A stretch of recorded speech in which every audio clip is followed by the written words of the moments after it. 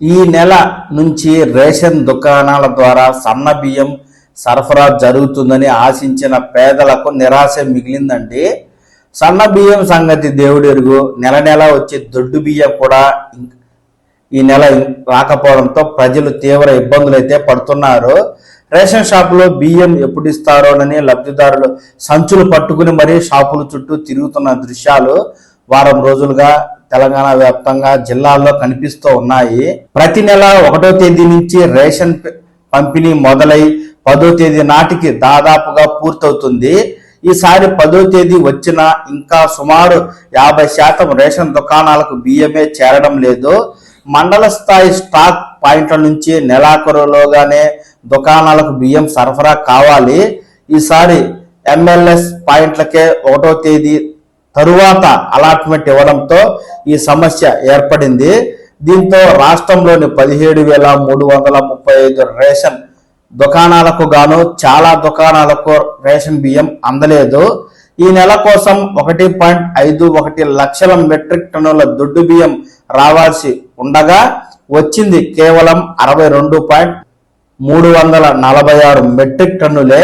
అంటే 42% సరఫరా ఇంకా అవలేదు. మార్చి నెల నుంచి సన్న బియ్యం పంపిణీ చేయాలని ప్రభుత్వం నిర్ణయించడంతో దొడ్డు బియ్యం బఫర్ స్టాక్ ను పూర్తి చేసే పనిలో పౌర సరఫరాల శాఖ అధికారులు ఉన్నారు.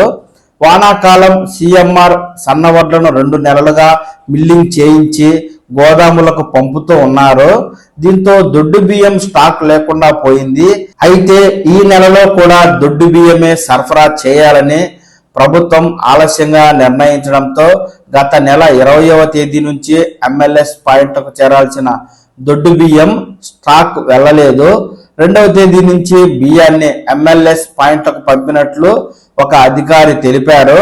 1-2 రోజుల్లో అన్ని దుకాణాలకు బియ్యం పంపించేందుకు కృషి చేస్తున్నట్లు జిల్లా స్థాయి అధికారులు అయితే చెప్తుండగా ఈ వానాకాలం సీజన్లో 24 లక్షల మెట్రిక్ టన్నుల సన్నధాన్యం రాగా దాన్ని మిల్లింగ్ చేస్తే 16 లక్షల మెట్రిక్ టన్నుల బియ్యం వస్తాయని ఒక అంచనా.